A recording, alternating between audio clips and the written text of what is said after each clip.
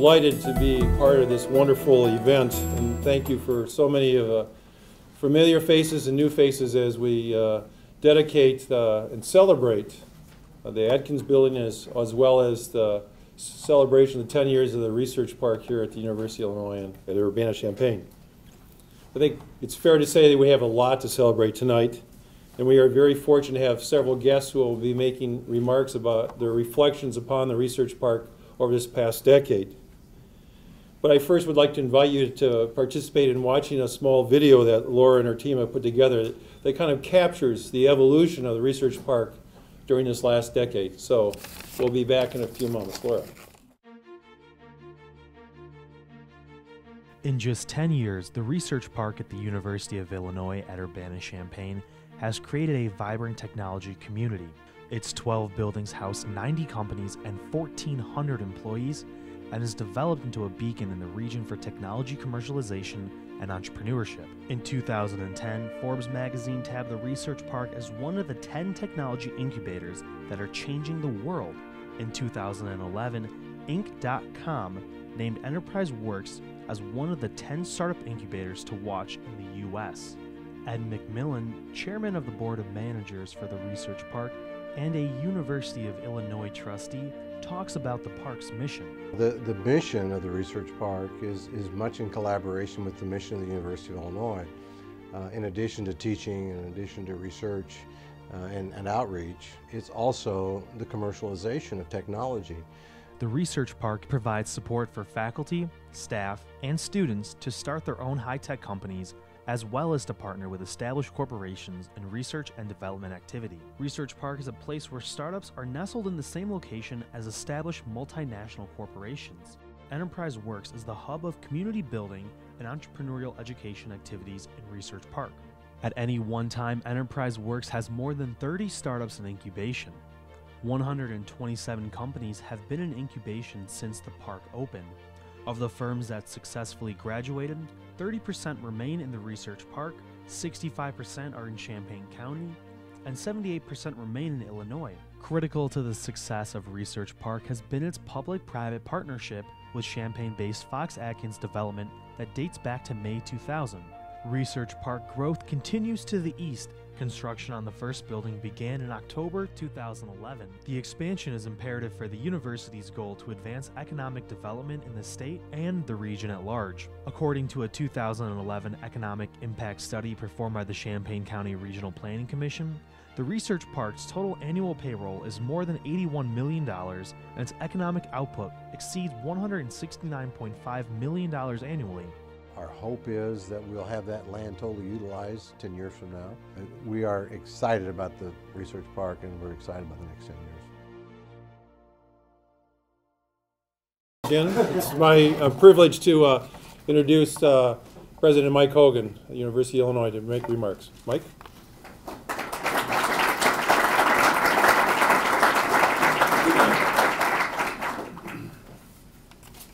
I had to stop and make a special handshake with my friend, the senator here, who worked very, very hard. And this is be relevant to this audience here. Senator Frerichs worked very, very hard with our own group. Oh, there's another, Naomi, too. I already said thanks to her, but I want to say thanks to both of you today. We secured passage of a new piece of procurement legislation. It's not 100% of what we wanted. It's about 85% of what we wanted. It's a huge step in the right direction and towards regulatory relief in the way. And I just saw him here come in. I just had to say thank you because it means a lot to the university, Senator, Representative, but also to the kind of work that we're going to be able to do at this Research Park.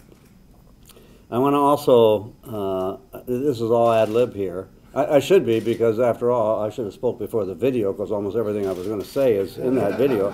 So maybe I'll cut it short and rewind and rerun the video. But I just felt really great coming in the building today, and I walked in right in the middle, just at the beginning, really, of the ribbon cutting, listened to the speeches about Clint. I knew Clint for a little less than a year before he passed away, suddenly, tragically.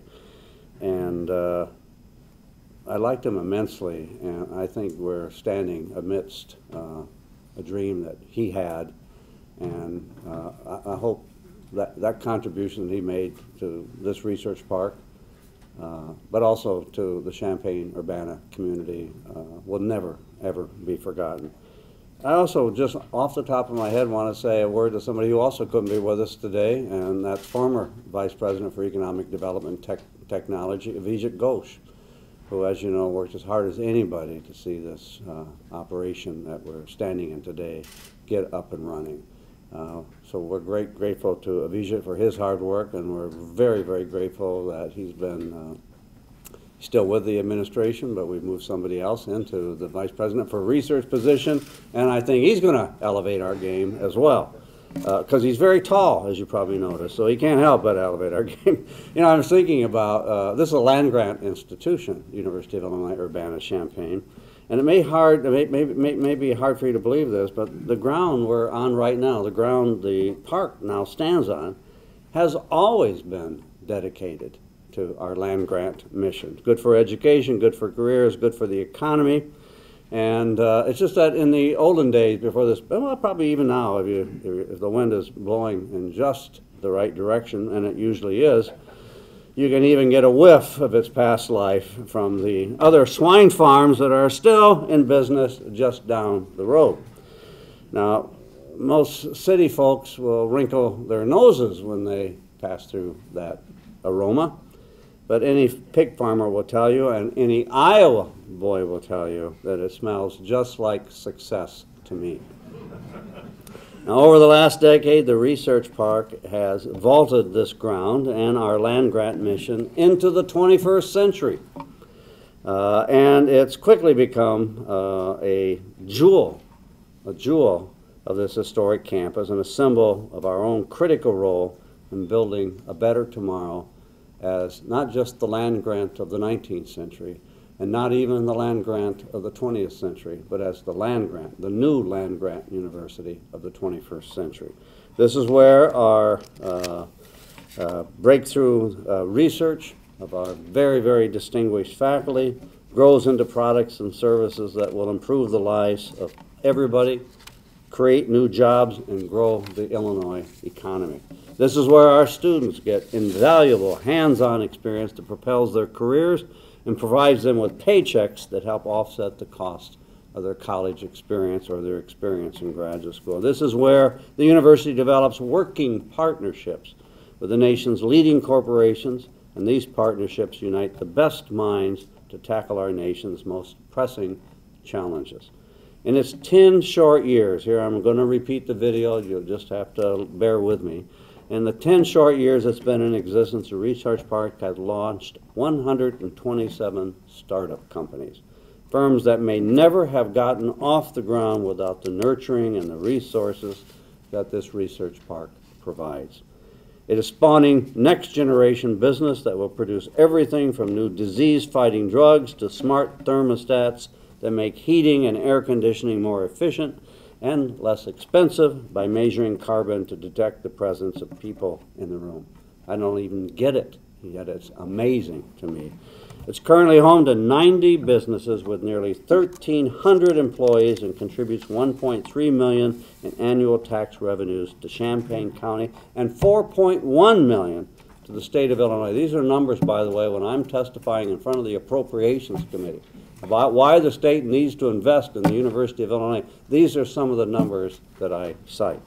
Simply put, it's a real-life evidence that supports the message I preach all the time to legislators, to donors, and to alums. I tell everyone who will listen to me that the University of Illinois is an investment, not an expense, and that it holds the key to job creation, economic growth, and a brighter future for our state, our nation, and our young citizens. The Research Park is Exhibit A in that argument. It's taking our groundbreaking discovery to the marketplace, creating new economy-building jobs in fields that were not even heard of.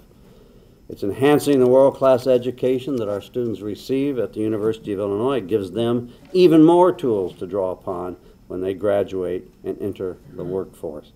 And it's forging pivotal alliances with the private sector that will help fuel new waves of discovery, progress, and prosperity. For all that the Research Park has achieved in just one single decade, it's really just getting started. It's just getting started. It's at liftoff, you might say. The park has big plans for the next 10 years, as you heard, and will continue to attract new companies to our community and to our state every single year. Despite a tough economy, the Research Park has added a new building every single year since it's opened. One building per year in the last 10 years, including construction now underway across the street to accommodate expansion by 2 Fortune 500 corporations.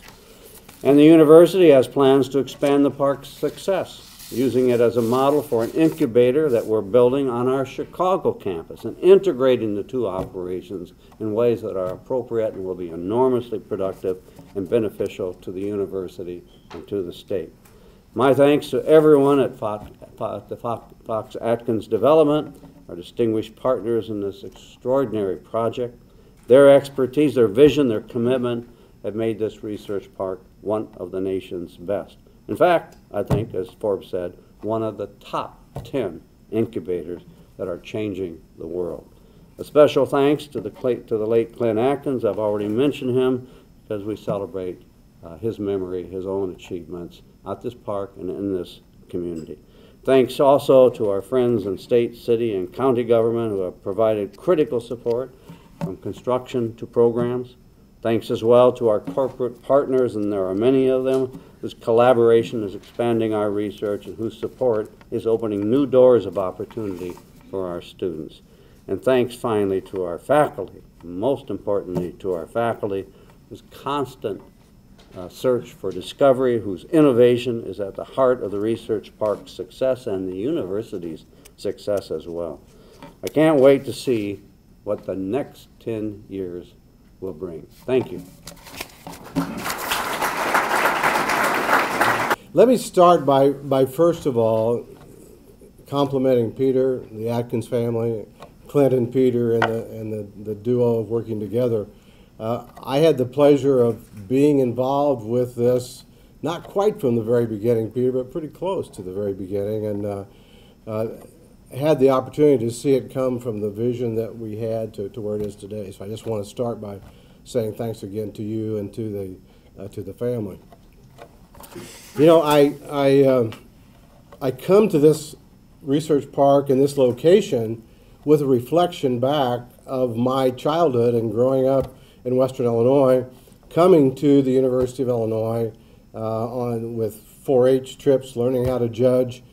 Actually, where Houlihan sits today was a sheep research barn. How many of you remember the sheep research barn being there? Very good. I remember it from having spent a little time working there when I was at Neighbor House, which is a cooperative here on campus, and trying to make enough money to go to school. I didn't realize the bore testing station was right here also on top of all that. But you think back to the research initiative of the University of Illinois and the fact of transforming the South Farms, part of the South Farms, into an area that attracts Fortune 500, Fortune 100 global leaders in technology development, in agriculture, in all different technologies, is the epitome of the idea of using the South Farms to advance technology. And it's just remarkable that we had the opportunity to be able to start moving the agricultural research south and start using this facility for the opportunity for expansion. As I think back over the last 10 years, it's also remarkable the number of people who have their fingerprints on this research effort, obviously led by Peter and Clint. I just want to run through it just to help you remember what's happened in 10 years. During that period of time, we've had 4 presidents of the university. We have had 6 trustees that have served somehow on the research park, starting with Jerry Shea when it started. We've had 5 chancellors, 3 CFOs of the university. We've had 5 VP TEDs, VPs of Technology Development, that have been involved. We've had 3 chancellors, vice chancellors of research. The Board of Managers of the Research Park, there's been a total of 13, and Ed Charlo, I see you back there, you and I were in that initial group when it was just here before we put it through the whole university. I can't count the number of people who've worked in the Research Park. I can't count the number of people at the university and on the campus that have helped every step of the way to move it from an agricultural research facility to a world-class technology facility, so I won't try to name them all. But I will say along the way, the number of faculty and the thousands of students that have had a chance to start their career in technology commercialization has just been remarkable. And that was part of the vision, that was part of the opportunity. I read today, or actually last night, in the university paper that comes out, which is Inside Illinois, and our new chancellor, Chancellor Wise, is not here today to help us celebrate. She's in Chicago. But I read a quote that was quoted from Phyllis. It says, "The beauty of a great research university is that learning and discovery are inseparable. And the collaboration among faculty and between faculty and students is critical to the success for the campus, for the community it serves," and that's part of what we've done here, as well as to the state, to the nation, and the planet. I'm so thankful that the vision was here. I'm so thankful that we had the partners to take it forward.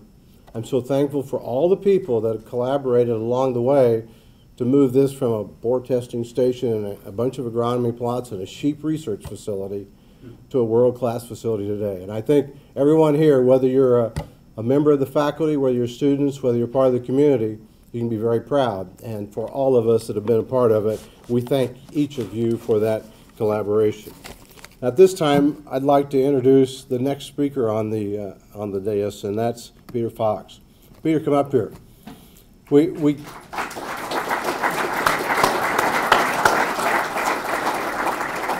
Peter and I kid sometimes about all the things that we've been through over the last 10 years and all the challenges that we face and the obstacles we face along the way. We kid sometimes in the food industry that you don't necessarily want to see how sausage is made, you just want to enjoy it. Well, you know, there are lots of things that go back over that 10-year period that we got through successfully. And it's because of you and Clint that made it happen. We appreciate it. Thank you. Have at it.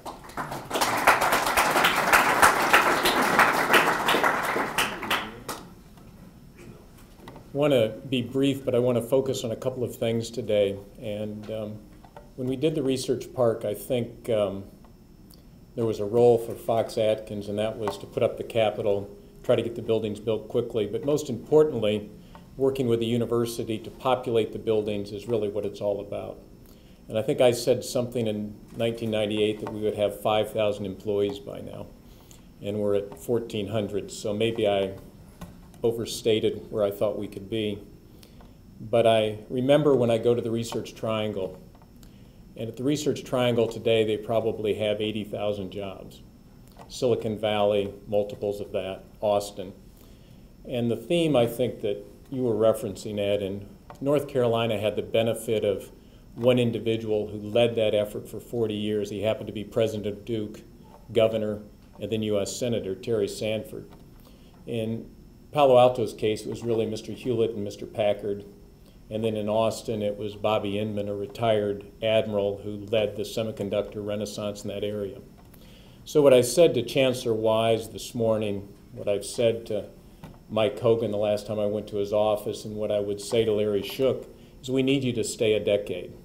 We need people to stay here with a solid commitment like Naomi has made, like Mike is going to make, because we're not going to transform Champaign-Urbana, let alone Champaign County or the state of Illinois, unless we have a solid commitment.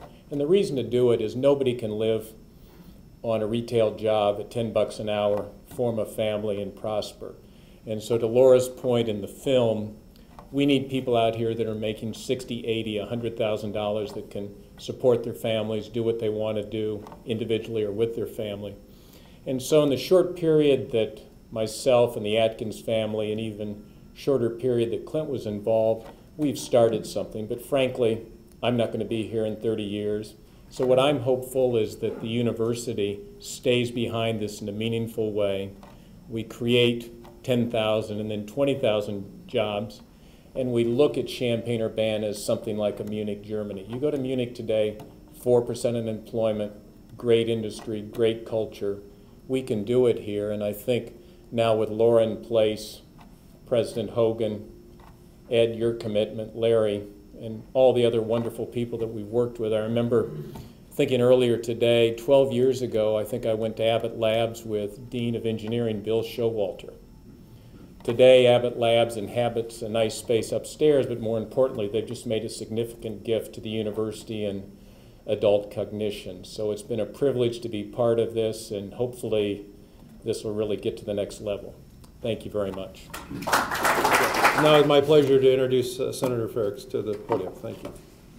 Thanks very much, Larry. Well, my apologies for being a little late here this evening. As President Hogan mentioned, I was coming from Springfield, where it took a little while, but we eventually got procurement reform passed. There was a little bit of uncertainty about that. There was a little bit of uncertainty whether I could make it here on time or not, but I knew that if I came here and made it on time and did not do something about procurement reform, I would hear about it at home. The university has top-notch lobbyists, but I don't think you realize what sort of ace in the hole you have in terms of technology issues and lobbying. I have one of the best lobbyists talking to my ear frequently about the need to make sure that people can conduct world-class research here at the university. And the state, in trying to fix a problem, perhaps created some other problems for the university. And if we want to continue to see this park grow, it was clear that Naomi and I had to work to get that fixed, and was glad to see that happen today, hoping the governor signs that very soon. Now, it's become very fashionable to talk about government and how government doesn't work and government impedes things. But I'd say that all of us here today can look around this park, can look around at these buildings, and see an example where government worked right. There was a vision in Springfield a little more than a decade ago, and we said we want to keep a lot of the research that comes out of this wonderful university. We want to keep it here in this community, and we made the effort to make economic development the fourth platform of our foundation of the university. And we've seen the fruits of that here today. And as Peter said, it happened with a lot of people, but I'm looking forward to seeing many more years of growth going. I'm just get really excited. I think I have a probably special perspective from a lot of my colleagues, because I hear an awful lot more about this research park than some of my other colleagues do. And I'm probably a little biased to the work done out here as well, but it's not hard to get too excited. And so when we in the state of Illinois see something going right, and we see something that is truly helping people's lives, helping communities, growing our economy, we like to do a little, in a small way, to reflect a little glory on that. And so today I'm here presenting a proclamation to the Research Park. I was not here for all of the video, so I'm not going to read all of this because many of these points are probably included in here, but basically presented to the University of Illinois Research Park this 10th day of November 2011. Whereas members of the Illinois Senate wish to recognize the 10-year anniversary of the creation of the University of Illinois Research Park and the economic impact the Research Park has created both locally and for the state. And whereas 10 years ago the University of Illinois allocated 200 acres adjacent to its central campus for the development of a technology park to advance its economic development mission, and then whereas several more whereases. Whereas the Research Park continues to grow and expand and continues to be an economic engine in the state of Illinois, therefore be it proclaimed by the Senate of the 97th General Assembly of the State of Illinois that we recognize the 10-year anniversary and the outstanding work of the University of Illinois Research Park.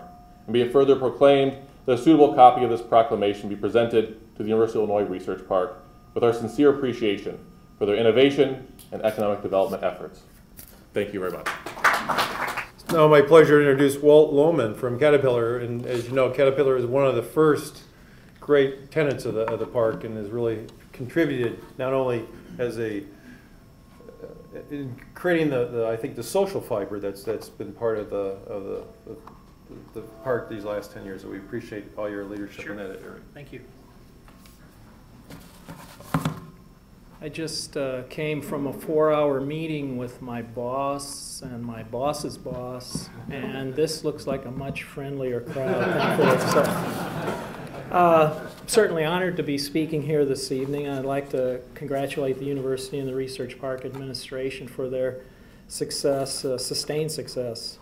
Caterpillar has been in the Research Park since the very earliest day. We actually opened an office on campus in 1989 as part of the NCSA research effort as one of their industrial partners. But in June of 1999, we opened up what we call the Champaign Simulation Center, actually across Neal Street on Fox Drive. In 2001, we moved to what we affectionately know as the Z Building, across the parking lot from where we are right now. And I'm not sure really who came up with these names for the building, the Z, the I, the Z3. But anyway, we like it there. We established our simulation center because we were experiencing a demand for engineers to execute computer-based engineering on a much higher level than what we had been doing previously. Caterpillar, as you know, makes giant mining machines and construction machines, and each of those things costs millions of dollars to build prototypes of. So any way we can use the computer, supercomputers, to evaluate those things virtually, it helps us save money. And so the Sim Center is basically focused on using computers to simulate the giant machines. We also had a big scarcity of engineers in that field, and that scarcity we thought we could address by sending some of our expert engineers to work in our Champaign office and then have them recruit, not sure why that's feeding back, but to recruit students to be interns or year-round assistants to help our experts execute their work in a more efficient way and train students and look to those students as future potential employees in the process. That pipeline is a very important part of why we're still here, and that was the main topic of my the 4-hour meeting I just referred to. So our business model is really quite simple, as I described. Expert engineers, hire student interns, train the interns in Caterpillar processes, and then put them to work on real engineering projects that are not make work in any sense. These mentors and the students form a team, and they perform a high level of work. They add value to Caterpillar's design effort, and they really contribute to Caterpillar's success. The Champaign Simulation Center office opened with 3 engineers and 4 students, and at the peak of our operation in 2008, we had nearly 80 engineers and 60 students working in our office. We grew by obviously more than an order of magnitude in the work we do and the number of people we had working in our office. Unfortunately, the Great Recession hit Caterpillar, and it hit our office very hard, but thankfully it was temporary, and we've recovered since that time, and that deep worldwide recession, that business cycle. And even through that downturn, we felt the value of the pipeline and the work that went on in our office, in the sense that we maintained a small core of student interns when we were at our darkest hour. That let us get to a position where we could restart our pipeline and start the process over from a good position as the business conditions improved. So we've hired more than 200 students over our 10-year period here in the Z Building. Those students are highly sought after candidates for engineering positions in Caterpillar, basically because of the experiences they've had, the training they've received. They land on their feet running, and it shortens the learning curve by years, we estimate. So it has worked out very well. I'll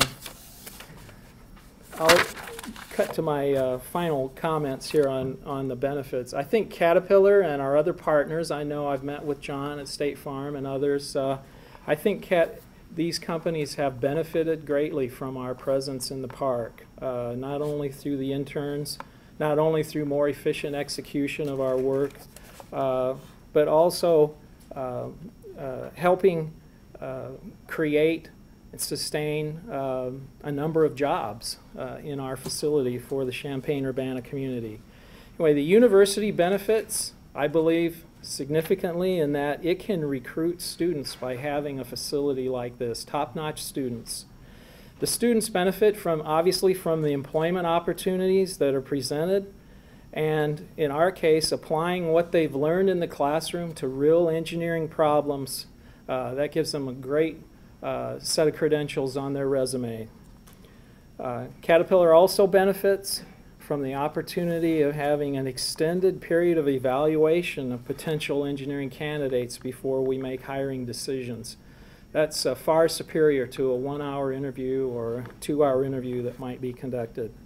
So I hope with these comments I've created the idea in your mind, the impression that this has been a win-win-win situation for Caterpillar and the university and the students here.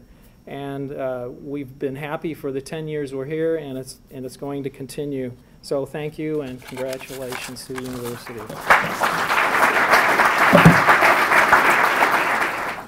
Well, I think our next speaker represents one of the if you will, the hallmarks of the Research Park.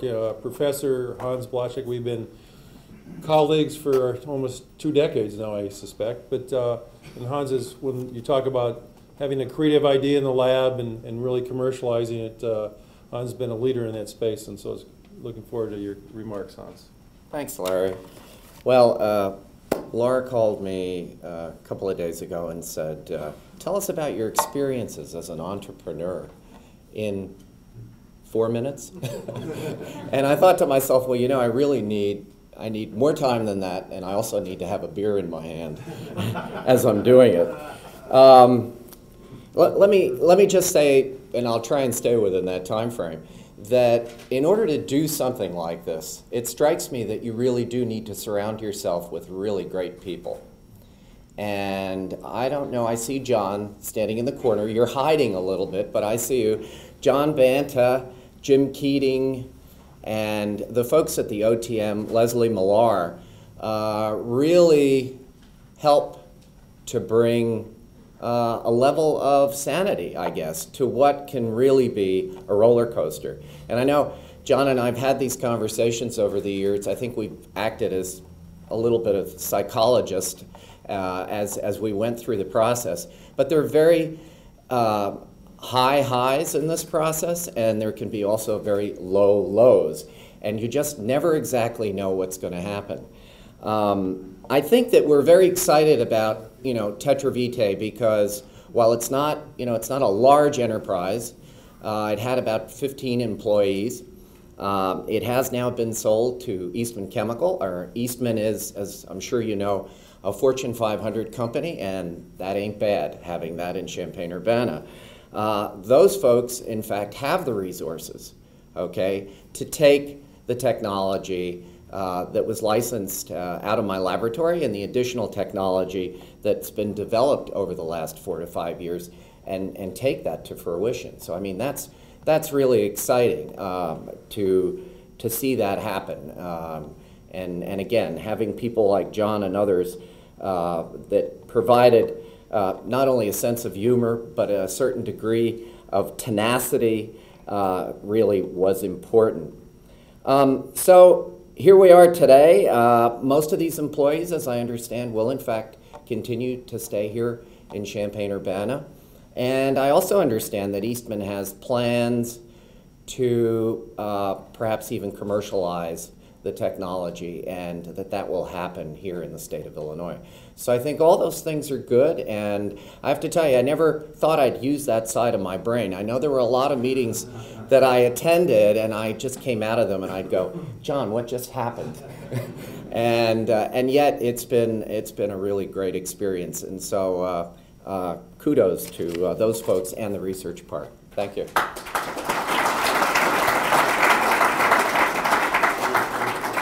Our next speaker, John Robinson from State Farm. Thank you for your support. Thanks, Larry.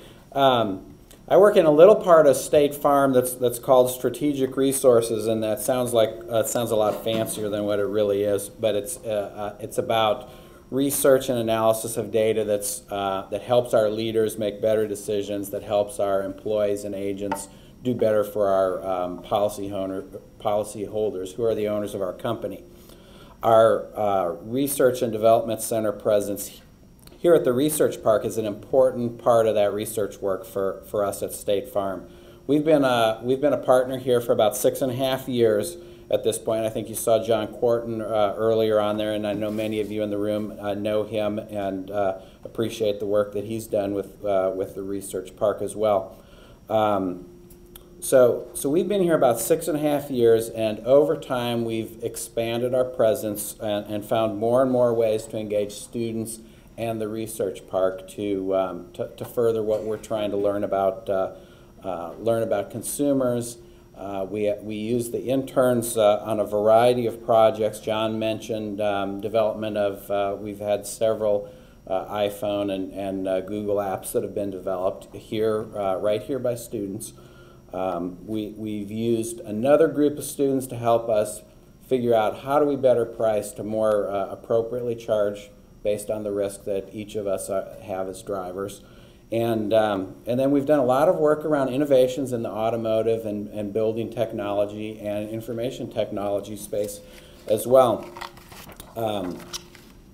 One of the things that we didn't really think about when we started working here was that all these people are young adults, and eventually we would like them all to be customers as well. And so we've learned a tremendous amount about the young adult market segment just from the interaction that we've had with these interns over time.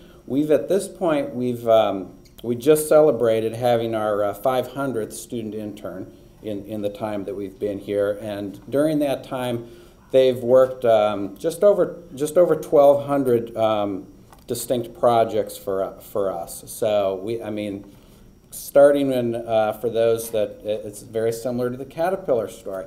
We started with a really small group, and we have a pretty large presence that we're really pleased with at this point over here.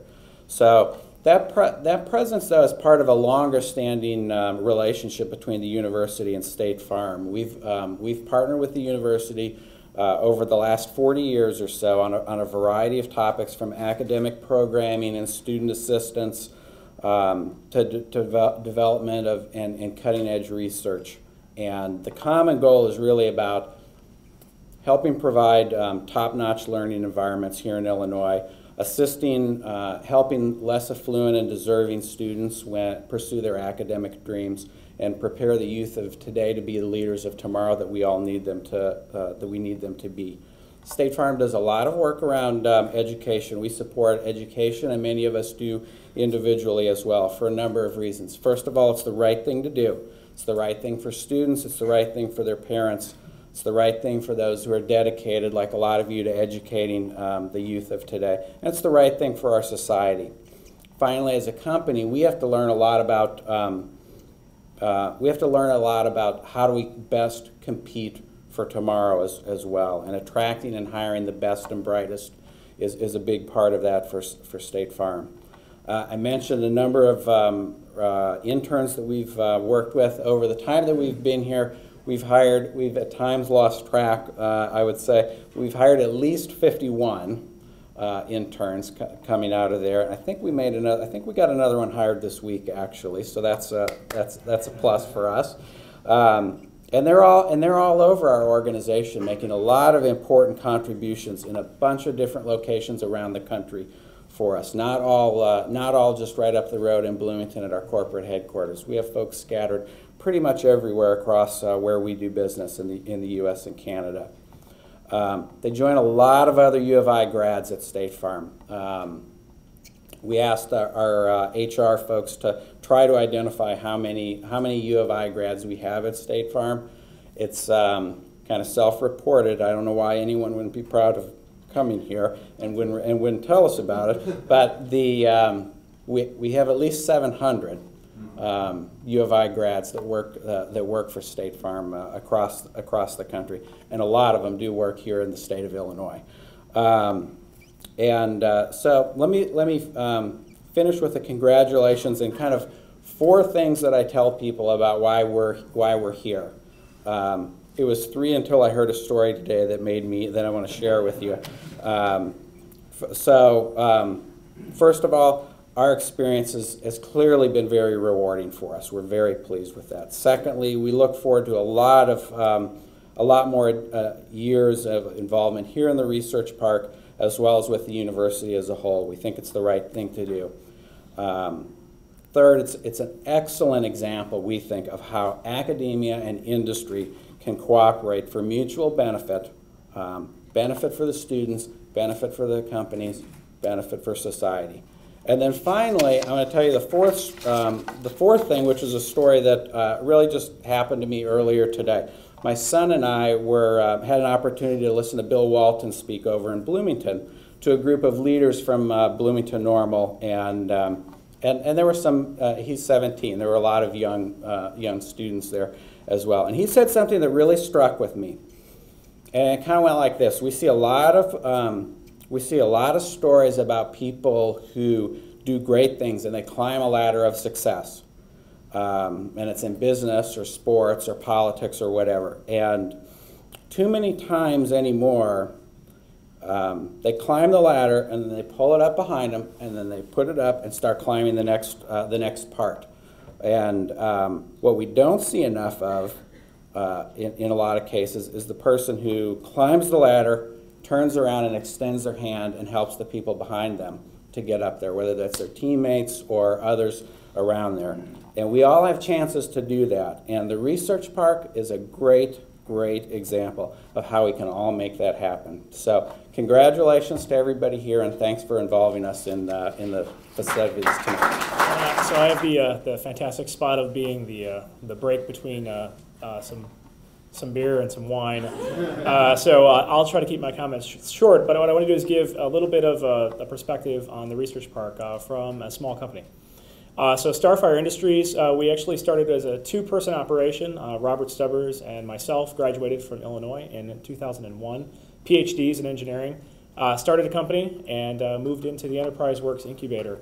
It's 2 people just moving into a lab, an empty space with nothing going on, a couple ideas, and a will and a drive to move forward. And now today we've graduated from Enterprise Works in 2009, and we're just down the street in our own building.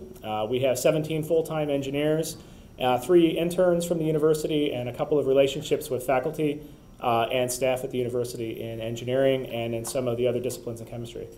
What's fascinating about being on the Research Park, from our perspective, and you hear it from everyone else before me, is student interns and student access to students and talent.